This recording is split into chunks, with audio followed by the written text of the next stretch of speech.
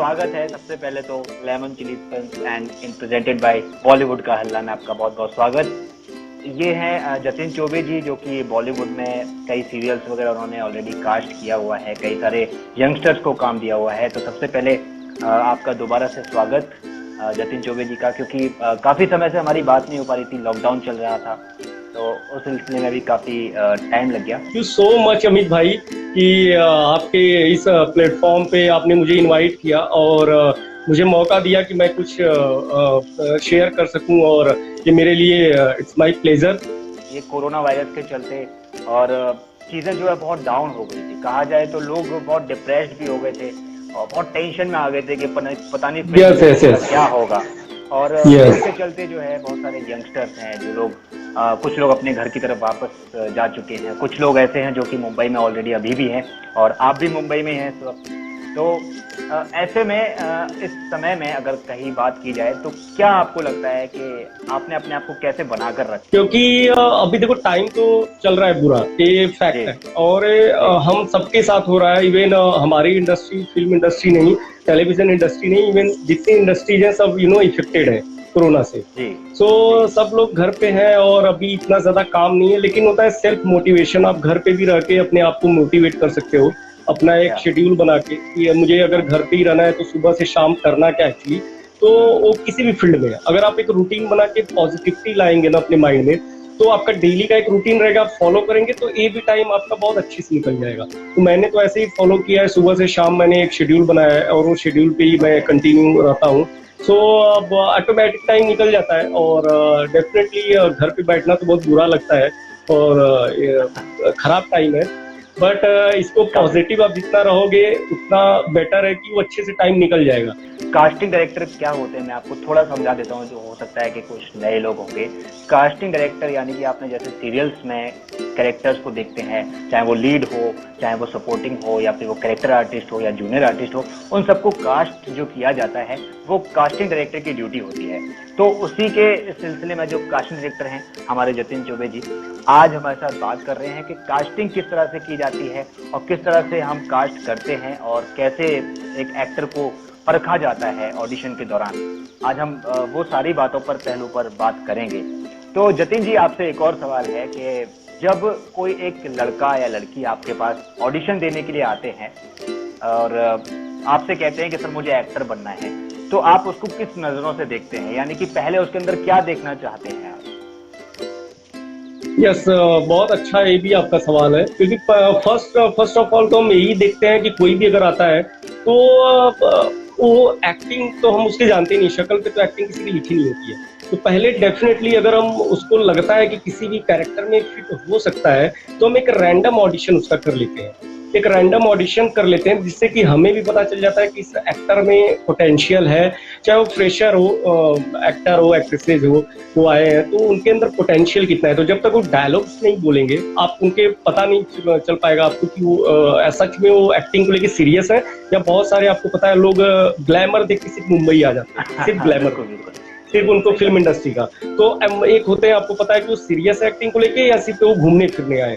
तो जब डायलॉग्स हम देते हैं ना, और डायलॉग्स में अगर वो एक्टिंग करते हैं तो वहीं पे हमें पता चल जाता है कि इसके अंदर पोटेंशियल क्या है, और अगर है भी तो आगे चल के इम्प्रूव कर सकता है या बिल्कुल भी नहीं कर सकता, वो पता चल जाता है।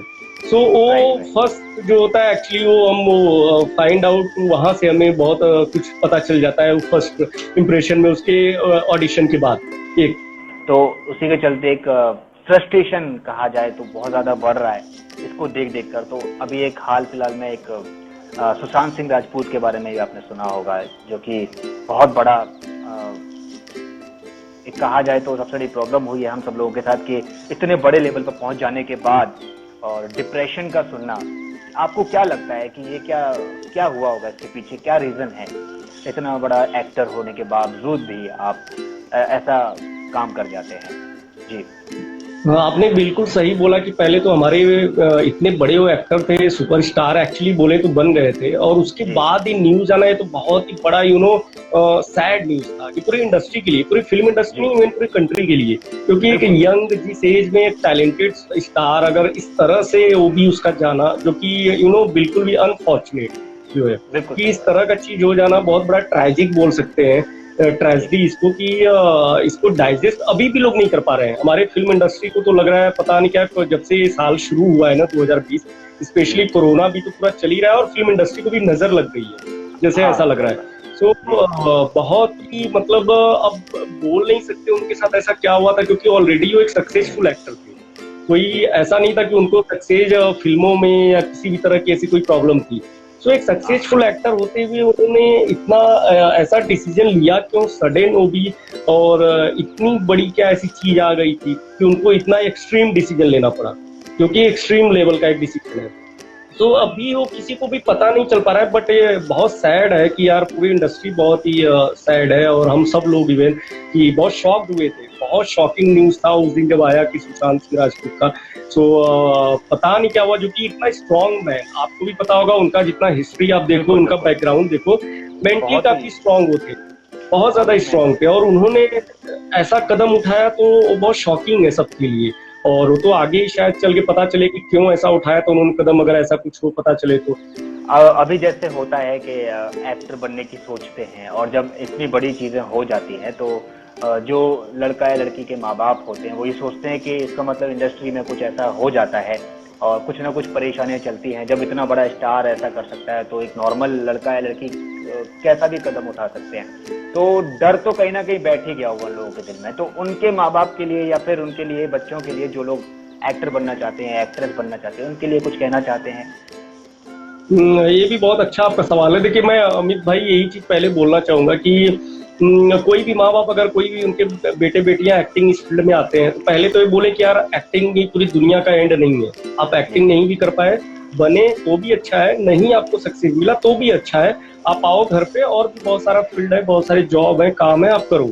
मतलब उनको ना फैमिली से प्रेशर है ना खुद का प्रेशर हो ले। कोई भी लड़का लड़की इस फील्ड में आता है, ये you have to be mentally prepared कि इसमें मुझे सक्सेस भी मिल सकता है, फेलियर भी मिल सकता है, दोनों।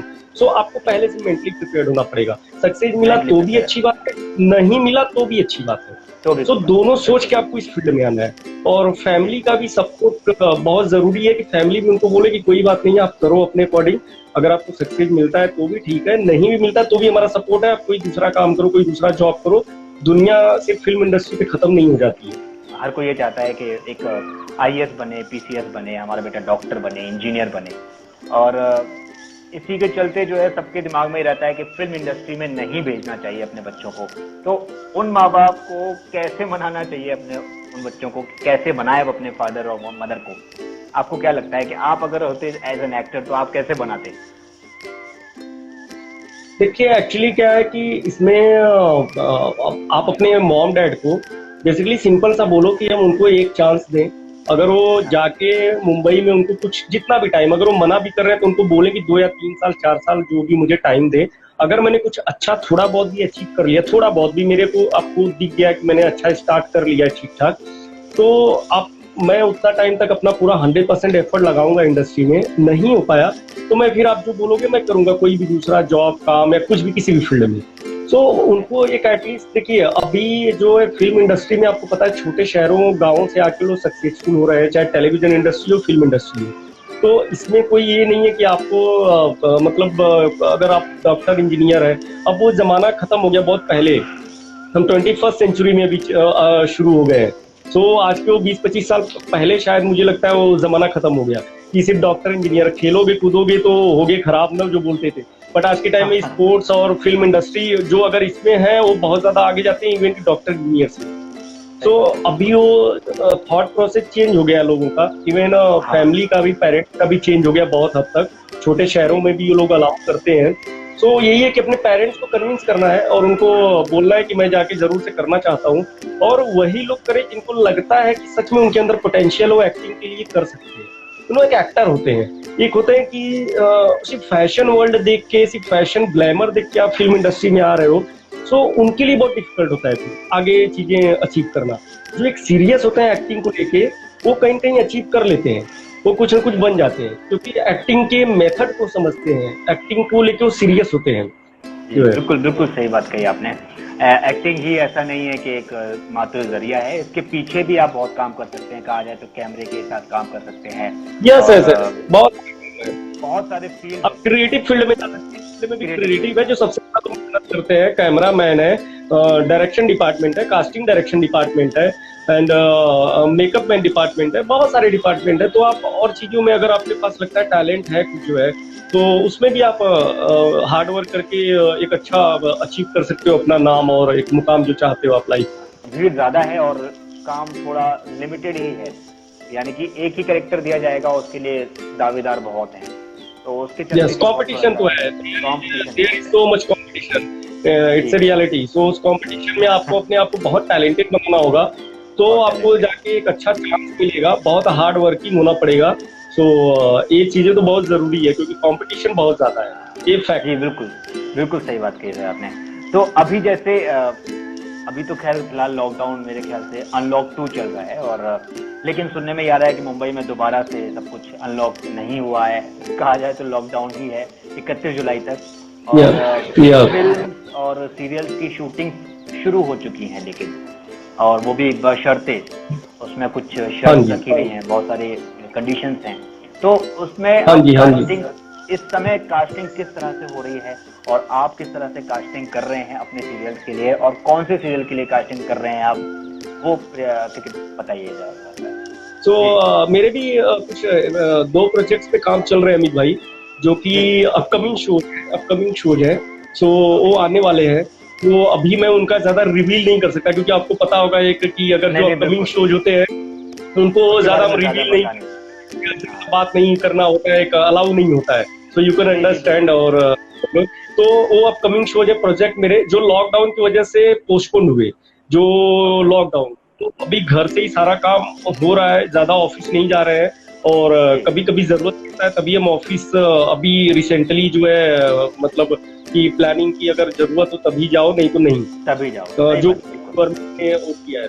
तो अभी यही है कि वो प्रोजेक्ट पे काम चल रहा है, और जैसे ही ये चीजें धीरे धीरे थोड़ा सा सिचुएशन सही हो, तो वो प्रोजेक्ट जो मैंने बताया कि लॉकडाउन नहीं होता तो अब तक कंप्लीट भी शायद हो गया होता, बट लॉकडाउन की वजह से वो अभी आगे गया, तो अब लेकिन उस पर काम चल रहा है। जैसे गवर्नमेंट ने भी धीरे धीरे सिचुएशन थोड़ी ठीक हो रही है, तो अब धीरे धीरे वो घर से जितना काम हो रहा है ज्यादातर घर से ही हो रहा है।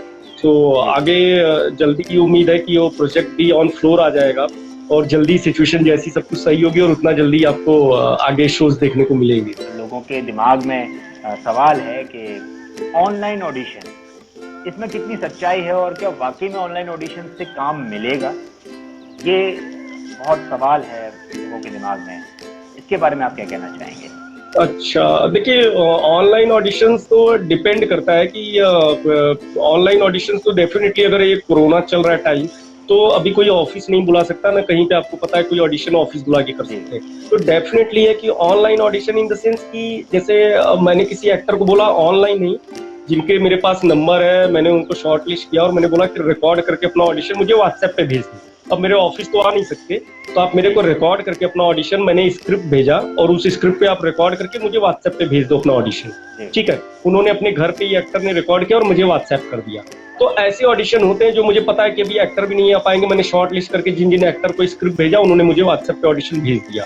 बट ऑनलाइन मतलब कि, और तो ऑनलाइन का मेरे को ज्यादा नहीं पता है कि ऑनलाइन कैसे ऑडिशन करते हैं और ऑनलाइन कैसे वो भेज देंगे, ले रहे हैं ऑडिशन, उसका मेरे को नहीं पता है। क्योंकि ऐसे तो ऑडिशन ऑनलाइन कुछ ज्यादा ऐसे भी ऑनलाइन ऑडिशन होता नहीं है, जो मुझे लगता है जो होता भी है उस पर मैं ज्यादा ट्रस्ट नहीं करता, या जो भी है कि ऑनलाइन कौन से ऑडिशन ऑनलाइन। जैसे अगर आप इसको ऑनलाइन बोल रहे हो कि रिकॉर्ड करके लोग घर से भेज दें व्हाट्सएप पे, तो वो अलग चीज है, फिर वो सही है। अगर कोई रिकॉर्ड करके ऑडिशन व्हाट्सएप पे भेज रहा है अपने घर से, देन वो ऑनलाइन ऑडिशन सही है, अगर कोई मंगवा रहा है व्हाट्सएप पे भिजवा के। बट अगर ऑनलाइन कोई और जगह पे अपनी वेबसाइट्स पे, या जैसे आप बोल रहे हो कहीं और किसी जगह ऑनलाइन कोई ऑडिशन चल रहा है या कर रहा है, तो उसका मुझे I don't have any knowledge और आइडिया, और उसको मैं मानूंगा भी नहीं कि वो कुछ सही होगा इस टाइम में। ओके, एक्चुअल बहुत सारे ऑडिशंस अपडेट हो रहे हैं कि ऑनलाइन ऑडिशन सेंड कीजिए, हम लोग आपका ऑनलाइन ऑडिशन लेंगे। इसीलिए ये सवाल लोगों के बहुत थे कि ऑनलाइन, अमित भाई हाँ मुझे क्लियर करना था, ऑनलाइन से कैसा ऑडिशन लोग मंगा रहे हैं, किस टाइप से, कैसे करके? ऑनलाइन जैसे कि कैरेक्टर वाइज, एज वाइज उन्होंने अपने डिटेल डाली, उसके बाद उन्होंने भेज दिया कि टीवीसी का ऐड है, और या फिर कास्टिंग है सीरियल की या किसी फिल्म की कास्टिंग है, या फिर वो किसी भी एज ग्रुप का वो सेलेक्टेड बता देते हैं, उसके बाद वो ऑडिशन मंगा लेते हैं अपने ईमेल एड्रेसेस पर, उसके बाद वो शॉर्टलिस्ट होते हैं, कैसे होता है वो तो वही जानते हैं, उनका काम जानता है। लेकिन आपने जैसे बताया कि फेस टू फेस जब तक ना मिले तब तक कास्टिंग नहीं हो सकती, और इतना मुझे नहीं पता है जितने मैंने यस यस यस, तो फेस टू फेस वही चीज है कि ऑनलाइन ऑडिशन तो आपको पता है बहुत सारे लोग अपना मेल आईडी दे देते हैं, ऑडिशन मंगा लेते हैं, और आपको पता है उसमें से मोस्ट ऑफ द लोग फेक ही निकलते हैं। आप भी बहुत टाइम से आप मीडिया इंडस्ट्री में हैं, बहुत सारा आपने अपने चैनल ने कवर किया है, बड़े तो आपने देखा होगा उसमें बहुत सारे फेक होते हैं। तो डेफिनेटली कि एक बार जिनको आप जानते हैं, जिससे आप उनको पता है कि ये शो एक ये है, उनका आप कुछ मिले गूगल पे जाके, यूट्यूब पे जाके उनका शो, उनका नाम, उनका या प्रोडक्शन हाउस जो स्पेशली जेन्युइन प्रोडक्शन हाउस है, जो उनका नाम अगर ऐसा कुछ है, जो बंदा कास्टिंग डायरेक्टर है उसका नाम कुछ जगह पे आ रहा है, शो कर रहा है कि उसने कुछ शो किए हुए हैं, तो आप फिर थोड़ा सा आप ट्रस्ट करके आगे बढ़ो। बट ये जो ऑनलाइन का आपने बोला कि लोग ईमेल पे मंगा लेते हैं, तो वो तो शायद उस पर ज्यादा बिलीव नहीं करना चाहिए। जी जी बिल्कुल बिल्कुल सही बात कही आपने। जतिन जी, आप थोड़ा सा अपने बारे में बता दीजिए कि आपने किन किन सीरियल्स की और अभी तक क्या क्या कास्टिंग की है, ताकि लोगों को पता लग जाए जो लोग हमें सुन रहे हैं।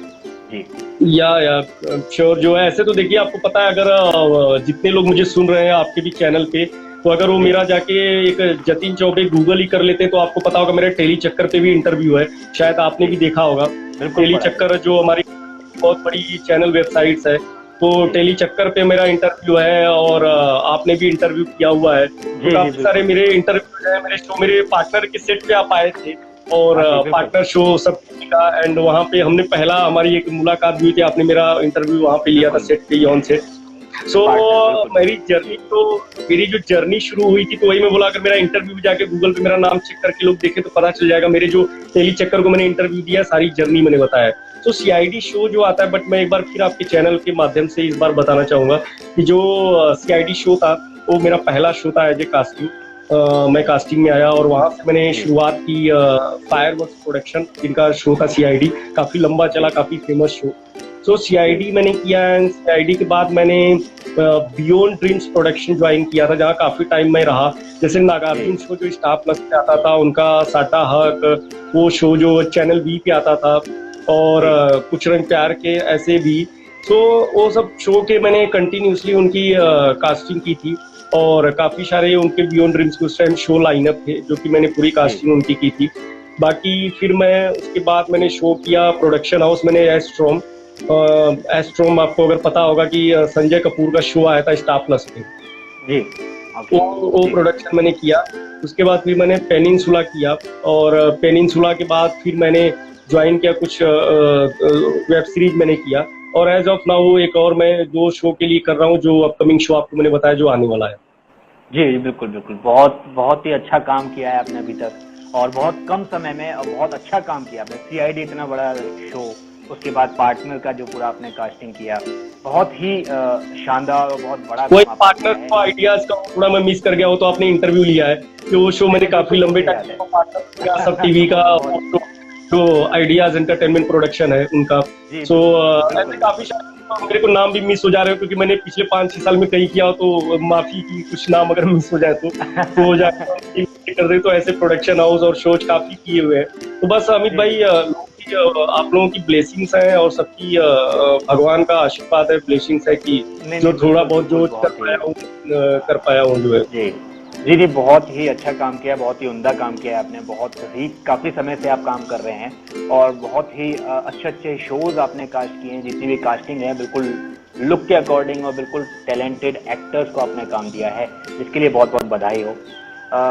किसी का सवाल है, वंडी का सवाल है, लुक टेस्ट के बारे में बताइए थोड़ा। लुक टेस्ट के बारे में थोड़ा सा बता दीजिए कि लुक टेस्ट आप किस तरह से लेते हैं, और क्या लुक टेस्ट होता है बेसिकली। अच्छा, ठीक है, मैं बताना चाहूंगा कि लुक टेस्ट, देखिए लुक टेस्ट होता है तभी जब आप पहले तो आप ऑडिशन देते हैं।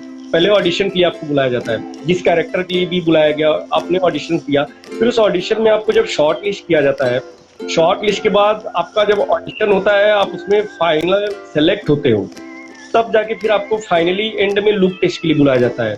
कि आप सेलेक्ट होने के बाद आपका लुक टेस्ट होता है, जिसमें कि लुक टेस्ट में आप फाइनल होते हो।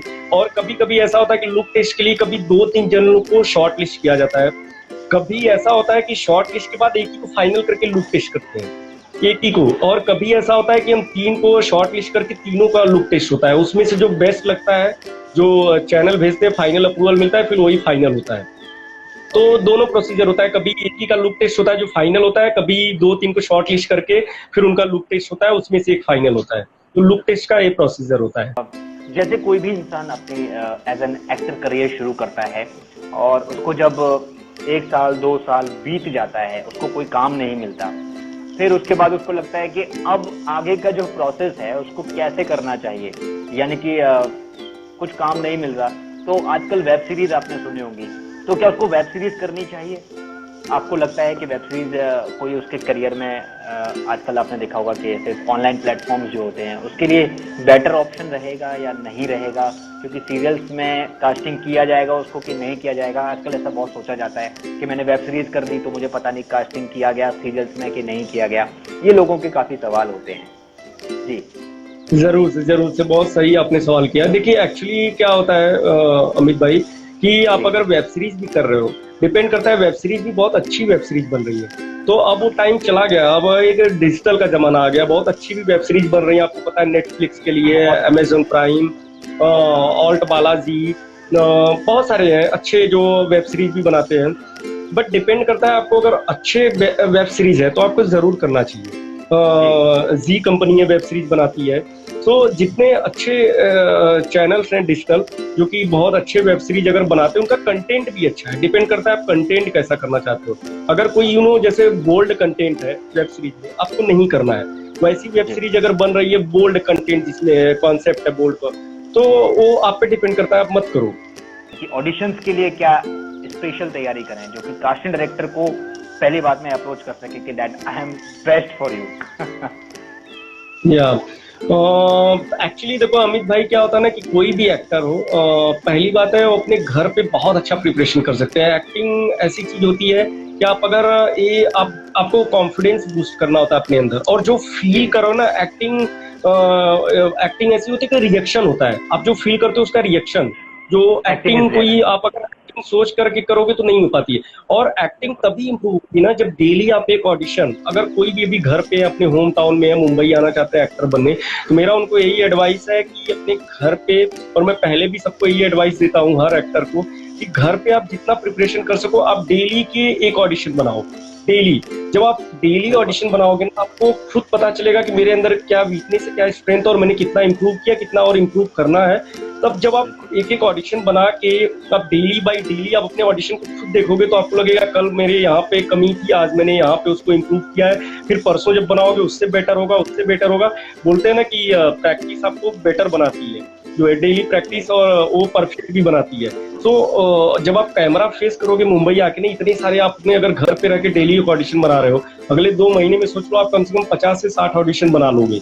तो जब 50-60 ऑडिशन आप घर पे बना लोगे, तो आपका जो एक्टिंग इंप्रूव हो जाएगा, एक्टिंग स्किल्स होती है। जब आप मुंबई आओगे कैमरा फेस करोगे, तो आपके लिए काफी अच्छा रहेगा, क्योंकि आप वो एक्टिंग आपकी इंप्रूव रहेगी। आपको कैमरा फेस करते ही आपको ज्यादा हेजिटेशन नहीं होगा, क्योंकि जो एक कॉन्फिडेंस होता है ना, वो आपको रहेगा कि मैं तो इतना कैमरे के सामने अपने कर चुका हूँ। तो आपको वहां पे थोड़ा सा एक नर्वस भी फील होगा, तो आप उसको जल्दी इंप्रूव कर लोगे। मुंबई आके आप 2-4 ऑडिशन ही देके, क्योंकि ऑडिशन दे के ही लोग अच्छा एक्टर बनते हैं, जो अगर सीरियस भी होते हैं एक्टर बनना है उनको।